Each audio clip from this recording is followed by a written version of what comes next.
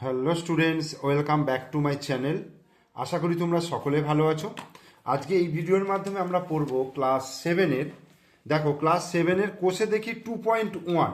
Class সেভেনের কোষে দেখি 2.1 পেজ নম্বর দেখে নাও 26। পেজ নম্বর হচ্ছে 26-এর। দেখো যত অঙ্ক রয়েছে, অর্থাৎ কোষে দেখি 2.1-এর 1 থেকে 12 পর্যন্ত অঙ্ক রয়েছে। প্রত্যেকটা অঙ্ক তোমাদেরকে আমি বুঝিয়ে বুঝিয়ে খাতায় করাবো। তোমরা অবশ্যই প্রথম থেকে শেষ পর্যন্ত ভিডিওটা মনোযোগ সহকারে দেখবে, ঠিক আছে? ভিডিওর কোনো জায়গায় কোনো অঙ্ক যদি তোমাদের বুঝতে অসুবিধা হয়, অবশ্যই তোমরা কমেন্ট বক্সে কমেন্ট করে জানাবে। আমি সেটার অবশ্যই সময় বুঝে উত্তর দেওয়ার চেষ্টা করব, ঠিক আছে? দেখো, একের দাগের অঙ্ক কি বলছে? একের দাগের অঙ্ক বলছে 1 কিগ্রা চালের দাম 40 টাকা আর 1 কিগ্রা ডালের দাম 100 টাকা। তাহলে চাল ও ডালের অনুপাত কত? তাহলে অনুপাত বার করতে গেলে দুটোকে একই এককে প্রকাশ করতে হয়। তাহলে এখানে দেখো 40 টাকা আর এখানে দেখো 100 টাকা, মানে দুটোই কিন্তু টাকায় রয়েছে। অতএব এটাকে কিন্তু আমরা অনুপাতে প্রকাশ করতে পারবো। তাহলে শুরু করছি আমি এখানে একের দাগের অঙ্কটা। হ্যাঁ, একের দাগের অঙ্ক কি বলছে? 1 কিগ্রা চালের দাম 40 টাকা। তাহলে এখানে একেবারে লিখবো চাল ও ডালের অনুপাত, ঠিক আছে? যেহেতু দুটোই 1 কিগ্রার উপরে বলেছে, তাহলে চাল ও ডালের অনুপাত। চাল ও ডালের অনুপাত। চাল ও ডালের অনুপাত তাহলে কত হবে? এখানে 40 টাকা আছে, মানে 40:, আর এখানে আছে 100। এই হলো। এবার এটাকে আমি লঘিষ্ঠ আকারে পরিণত করব। লঘিষ্ঠ আকারে পরিণত করতে গেলে 40/100 করলাম। এই যে ইস্টুটাকে আমি ভাগ আকারে লিখলাম। তাহলে এই শূন্য কেটে গেল। 2 দিয়ে কাটলে 2 দুগুণে 4, 5 দুগুণে 10। তাহলে কত হচ্ছে? 2/5। তাহলে এটাকে অনুপাতে প্রকাশ করে দিলে 2:5। তাহলে চাল ও ডালের অনুপাত হয়ে গেল 2:5। এটা অ্যান্সার। এরপরে দুইয়ের দাগের দেখো, এবিসি একটা ত্রিভুজ বলে দিয়েছে, যার এ কোণটা দেখো 60 ডিগ্রি বলেছে, বি কোণটা 50 ডিগ্রি বলেছে, আর সি কোণটা হচ্ছে 70 ডিগ্রি বলেছে। এবার এখানে এ কোণ, বি কোণ এবং সি কোণের অনুপাত চেয়েছে। তাহলে যেহেতু প্রত্যেকটা ডিগ্রিতে রয়েছে, তাহলে আমার অনুপাত করার কোনো অসুবিধা নেই। তাহলে দেখো, এবিসি একটা ত্রিভুজ, এই এ বি সি একটা ত্রিভুজ, এ বি সি হলো একটা ত্রিভুজ। এটা হচ্ছে 60 ডিগ্রি, এটা হচ্ছে 50 ডিগ্রি, আর এটা হচ্ছে 70 ডিগ্রি, ঠিক আছে? এ বি সি একটা ত্রিভুজ, যার এ হচ্ছে 60 ডিগ্রি, বি হচ্ছে 50 ডিগ্রি, সি হচ্ছে 70 ডিগ্রি। তাহলে কোণ বি এ সি ইস্টু কোণ এ বি সি ইস্টু কোণ এ সি বি। তাহলে বিএসি মানে কত? 60 ডিগ্রি ইস্টু এবিসি মানে কত? 50 ডিগ্রি ইস্টু, আর সি কোণটা কত? এসিবি কোণ। এসিবি কোণ হচ্ছে 70 ডিগ্রি, ঠিক আছে? এবার প্রত্যেকটাকে আমি 10 ডিগ্রি দিয়ে যদি ভাগ করে দিই, তাহলে এটা 6 ডিগ্রি, 6 হয়ে গেল, ডিগ্রি দিয়েই ভাগ করছি।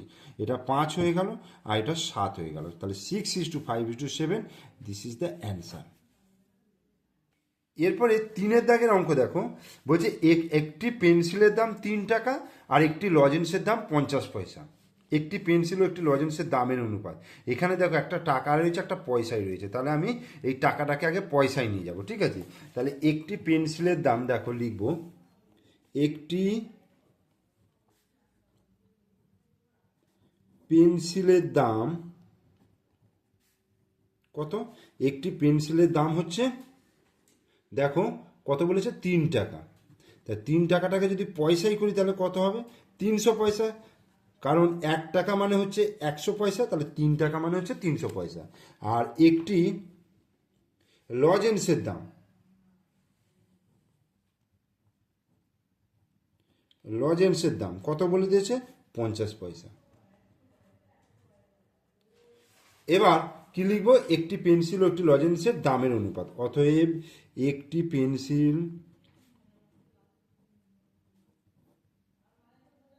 ও একটি লজেন্সের দামের অনুপাত। লজেন্সের দামের অনুপাত তাহলে কত হচ্ছে? 300:50। এবার এটাকে কাটাকুটি করলে দেখো, 300/50 করব।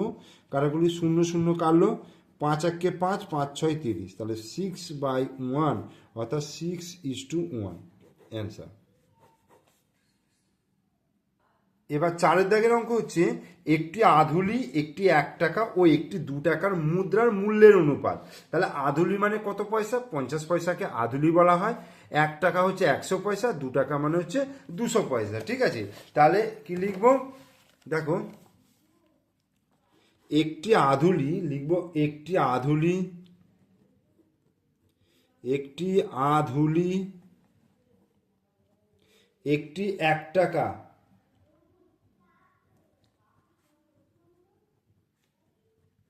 একটি 1 টাকা ও একটি 2 টাকার মুদ্রার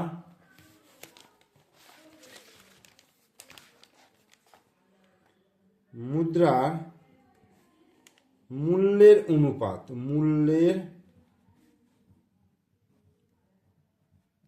তাহলে কত হবে? আধুলি মানে হচ্ছে 50 পয়সা ইস্টু 1 টাকা মানে হচ্ছে 100 পয়সা ইস্টু 2 টাকা মানে হচ্ছে 200 পয়সা। তাহলে এইবার তিনটে রয়েছে, তাহলে এখান থেকে আমি 10 দিয়ে ভাগ করলে 5 10 50, 10 10 100, 20 10 200, আবার 5 দিয়ে ভাগ করলে 5 1 5, 5 2 10, 5 4 20, তাহলে 1:2:4 অ্যান্সার। এরপরে 5-এর অঙ্কটা দেখো, 5-এর অঙ্কটা কি আছে দেখো। 5-এর অঙ্কটা হচ্ছে উমার বয়স 12 বছর 6 মাস, রাতুলের বয়স 12 বছর 4 মাস ও নূরজাহানের বয়স 12 বছর হলে ওদের তিনজনের বয়সের অনুপাত কত? প্রত্যেকটা বয়সকে আগে মাসে প্রকাশ করি, ঠিক আছে। তাহলে কি লিখব? উমার বয়স, তাহলে উমার বয়স কত? উমার বয়স হচ্ছে 12 বছর 6 মাস, 12 বছর 6 মাস। এবার দেখো, এই বছরটাকে যদি আমি মাসে নিয়ে যেতে চাই তাহলে কি হবে? 12 গুণিত 12 যুক্ত 6 মাস। কেন?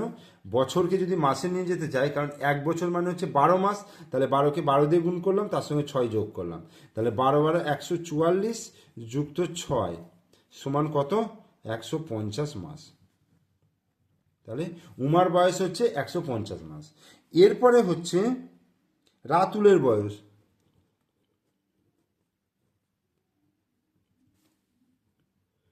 রাতুলের বয়স কত? রাতুলের বয়স হচ্ছে 12 বছর 4 মাস, 12 বছর 4 মাস। তাহলে 12 বছর মানে হচ্ছে 12 গুণিত 12, তার সঙ্গে 4 যোগ হবে, তার মানে 12 12 144 যুক্ত 4 মানে 148 মাস রাতুলের বয়স। আর হচ্ছে নূরজাহানের বয়স,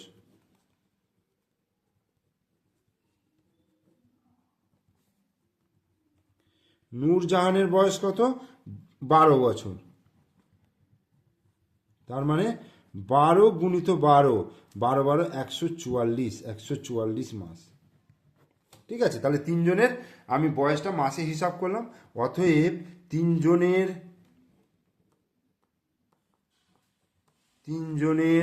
বয়সের অনুপাত,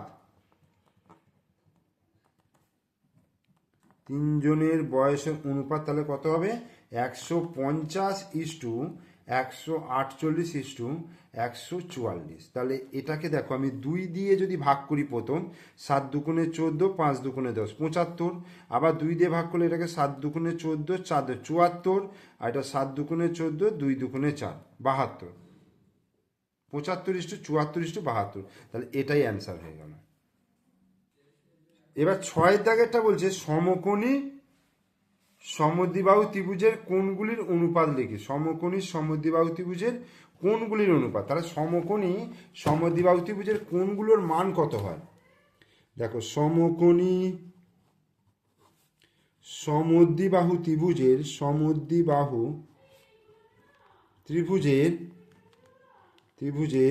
কোণগুলির মান, সমকোণী সমদ্বিবাহু ত্রিভুজের কোণগুলোর মান 90 ডিগ্রি, 90 ডিগ্রি, 45 ডিগ্রি আর হচ্ছে 45 ডিগ্রি। তাহলে অনুপাতটা কি হবে, অর্থাৎ নির্ণেয় অনুপাত কি হবে, 90 degree is to 45 degree is to 45 degree. এবার আমি যদি 45 ডিগ্রি দিয়ে ভাগ করি তাহলে 2:1:1, ঠিক আছে, এটা হতে পারে। অথবা আমি যদি এই 45 ডিগ্রিটাকে আগে লিখি, 45 degree is to 45 degree is to 90 degree, এটাকেও লিখতে পারি। তাহলে কত হবে সেখানে, 1:1:2 হতে পারে।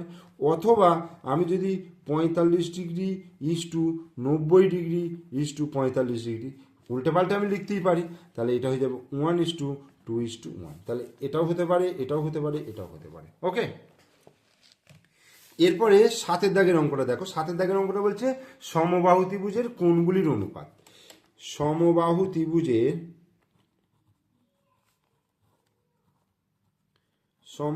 ত্রিভুজের কোণগুলির অনুপাত,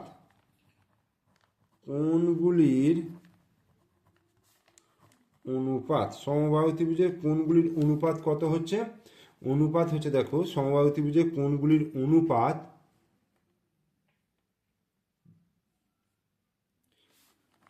সমবাহু ত্রিভুজের 3টে বাহু যেহেতু সমান, তাহলে প্রত্যেকটা কোণও সমান, তাহলে 60 ডিগ্রি করে হবে। তাহলে 60 degree is to 60 degree is to 60 degree. এবার 60 ডিগ্রি দিয়ে যদি ভাগ করে দিই তাহলে 1:1:1 অ্যান্সার। এরপরে আমরা করব 8 দাগের অঙ্ক। দেখো 8 দাগের অঙ্কটা কি বলছে।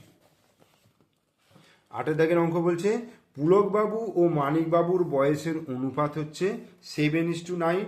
মানিকবাবুর বয়স 72 বছর হলে পুলকবাবুর বয়স কত। মানিকবাবুর বয়স যদি 72 বছর হয় তাহলে পুলকবাবুর বয়স কত। তাহলে দেখো কি লিখব, পুলকবাবুর বয়স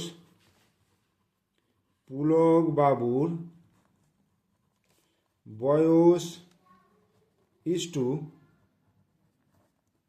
মানিকবাবুর বয়স সমান 7:9। পুলকবাবুর বয়স ইস্টু মানিকবাবুর বয়স সমান 7:9। তাহলে এখান থেকে দেখো বা, তাহলে লিখতে পারবো পুলক বাবুর বয়স বাই মানিকবাবুর বয়স সমান 7/9। ওকে, 7/9। তাহলে বা, এবার এখানে দেখো মানিকবাবুর বয়সটা বলে দিয়েছে 72 বছর, তাহলে পুলক বাবুর বয়স বাই কত, 72 বছর, 72 সমান 7/9 হলো। বা এবার কি করব, কোনাকুনি গুণ করব, যেহেতু পুলক বাবুর বয়স বার করব তাহলে আমি এটাকে বাঁ দিকে রাখবো, 9 গুণিত পুলক বাবুর বয়স সমান 72 গুণিত 7। তাহলে বা পুলক বাবুর বয়স, অর্থাৎ পুলক বাবুর বয়স সমান হয়ে যাবে 72 গুণিত 7/9। তাহলে 9 দিয়ে কাটাকুটি করলে কত হবে, 9 8 72, 8 9 72, আর 8 আর 7 গুণ করলে 27 56 বছর। তাহলে আমার উত্তরটা কি হলো, পুলকবাবুর বয়স, অতএব পুলকবাবুর বয়স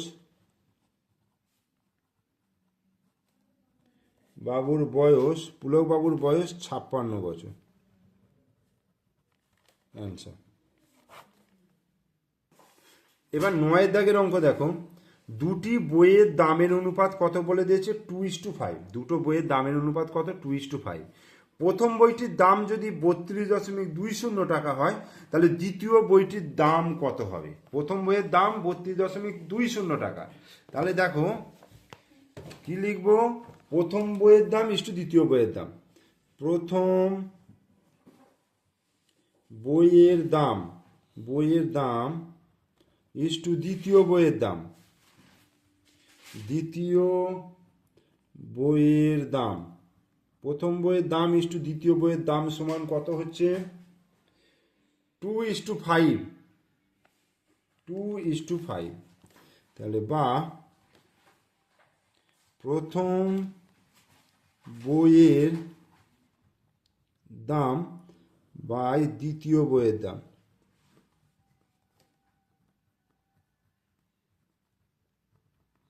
সমান 2/5, বা এবার আমাকে বলে দিয়েছে প্রথম বইয়ের দাম, তাহলে প্রথম বইয়ের দামের জায়গায় লিখব 32.20 টাকা বাই দ্বিতীয়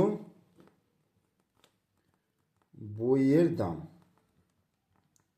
সমান 2/5। এবার কোনাকুনি গুণ করব, মানে 2 গুণিত দ্বিতীয় বইয়ের দাম সমান 32.20 গুণিত 5। দেখো, বা 2 গুণিত দ্বিতীয় বইয়ের দাম সমান 32.20 গুণিত 5, বা দ্বিতীয় বইয়ের দাম সমান 32.20 গুণিত 5/2। ঠিক আছে, 2 দিয়ে যদি কাটাকুটি করি 16 দুগুণে 32, আর হচ্ছে 2 1 2 0, তাহলে এবার দেখো 5 0 0, 5 1 5, আর 5 16 80, 80.50 টাকা, 80.50 টাকা। অর্থাৎ দ্বিতীয় বইটি দাম, অতএব দ্বিতীয় বইটির দাম 80.50 টাকা। অ্যান্সার। এরপরে আমরা 10-এর দাগের অঙ্ক করব। 10-এর দাগের অঙ্ক দেখো, বলছে বৃত্তের পরিধি ও ব্যাসের অনুপাত বলে দিয়েছে 22:7। যে বৃত্তের ব্যাসের দৈর্ঘ্য 2 মিটার 1 ডেসিমিটার, সেই বৃত্তের পরিধি হিসাব করে লিখি। তাহলে বৃত্তের পরিধি ও ব্যাসের অনুপাত, বৃত্তের পরিধি ও ব্যাসের অনুপাত, দেখুন আগে বৃত্তের ব্যাসের দৈর্ঘ্যটা আমি ডেসিমিটারে নিয়ে আসি। বৃত্তের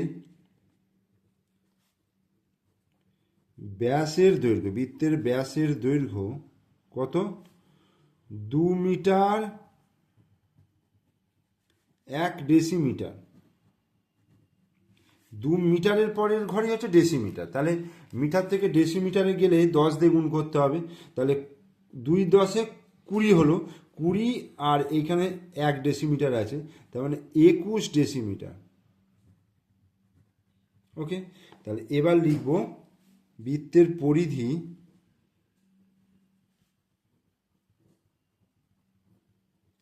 ইস টু ব্যাস, বৃত্তের পরিধি ইস টু ব্যাস সমান হচ্ছে 22:7, বা বৃত্তের পরিধি বাই ব্যাস সমান 22/7। তাহলে বৃত্তের পরিধি, দেখো বৃত্তের পরিধি আমাকে বার করতে হবে, বৃত্তের পরিধি বাই ব্যাস কত বলে দিয়েছে, ব্যাস হচ্ছে 21, তাহলে 21 সমান 22/7। তাহলে 7 গুণিত বৃত্তের পরিধি সমান 22 গুণিত 21। অতএব বৃত্তের পরিধি তাহলে কি হবে, অতএব বৃত্তের পরিধি 22 গুণিত 21/7, তাহলে 3 7 21, তাহলে 3 দুগুণে 6, 3 দুগুণে 66 ডেসিমিটার। তার মানে এখান থেকে আমরা কি লিখতে পারবো, 6 মিটার 6 ডেসিমিটার, 6 মিটার 6 ডেসিমিটার। তাহলে এটা উত্তর হয়ে গেল বৃত্তের পরিধি।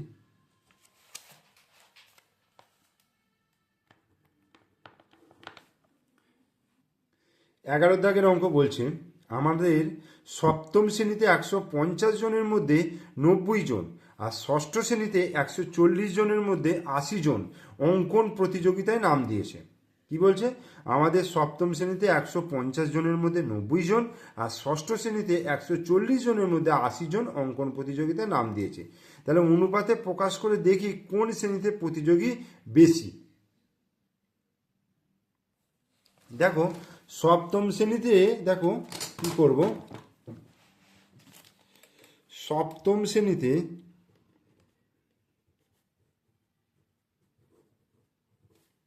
মোট ছাত্রছাত্রী মোট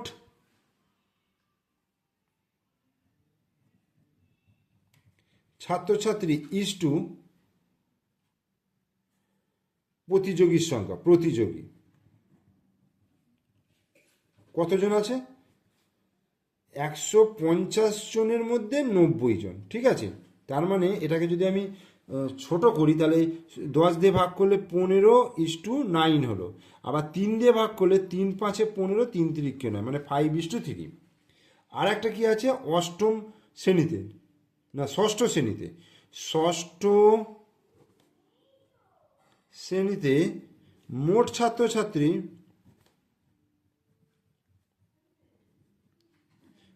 মোট ছাত্রছাত্রী ইজ টু প্রতিযোগী কত হবে? 140 জনের মধ্যে 80 জন, ঠিক আছে। তার মানে 10 দিয়ে ভাগ করলে এটা 14:8 হয়ে গেল। এবার 2 দিয়ে ভাগ করলে 7 দুগুণে 14, 4 দুগুণে 8। তার মানে 7 জনের মধ্যে 4 জন প্রতিযোগী আর 5 জনের মধ্যে 3 জন। এইবার এই মোট ছাত্রছাত্রীটাকে আমাকে সেম করতে হবে। সেম করতে গেলে কি করতে হবে? দেখো এখানে 7 আছে, আমি যদি এইটাকে 7 দিয়ে গুণ করি তাহলে 5 7 35 3 7 21, বোঝা গেল। আর এইটাকে যদি আমি 5 দিয়ে গুণ করি এই জিনিসটাকে সমান করার জন্য, 5 7 35 5 4 20, দেখো এবার 35-এর মধ্যে এই 21 আর এই 35-এর মধ্যে কত আছে? 20 আছে। তাহলে কোনটা বেশি? এই 21টা বেশি। তাহলে সপ্তম শ্রেণী, অতএব সপ্তম শ্রেণীর প্রতিযোগী বেশি, প্রতিযোগী বেশি, অ্যান্সার। এরপর 12 দাগে দেখো দুটি সংখ্যার অনুপাত 5:7 বলেছে এবং সংখ্যা দুটির গসাগু 13 বলেছে। তাহলে সংখ্যা দুটি কি কি? যা দুটি সংখ্যার অনুপাত 5:7, দুটি সংখ্যার অনুপাত 5:7, ঠিক আছে। দুটি সংখ্যার অনুপাত হচ্ছে 5:7। তাহলে ধরি সংখ্যা দুটি 5x এবং 7x, ধরি 5x এবং 7x, ধরি সংখ্যা দুটি 5x এবং 7x, এদের গসাগু কত হবে? 5x আর 7x এর, দেখো x নিলে এটা 5, এটা 7, তাহলে x আর যাবে না, তাহলে xটাই হয়ে গেল গসাগু। এবার এইখানে বলে দিয়েছে দেখো গসাগু 13, তার মানে x সমান হয়ে গেল 13। অতএব সংখ্যা দুটি হলো 5 গুণিত 13 মানে 65, আর 7 গুণিত 13 মানে 7 91, 65 আর 91, এটাই অ্যান্সার হয়ে গেল, ঠিক আছে। তাহলে আমি কোষে দেখি 2.1-এর 12 পর্যন্ত করিয়ে দিলাম। তোমরা ভিডিওটা দেখো ভালো করে মন দিয়ে, আর যদি অঙ্ক না বুঝতে পারো তাহলে অবশ্যই কমেন্ট বক্সে কমেন্ট করে জানাবে। ভিডিও ভালো লাগলে লাইক করবে, শেয়ার করবে, আর আমার চ্যানেলে নতুন দর্শক হলে অবশ্যই চ্যানেলটিকে সাবস্ক্রাইব করে দেবে, পাশে থাকা বেল আইকন প্রেস করে দেবে। ওকে, থ্যাংক ইউ।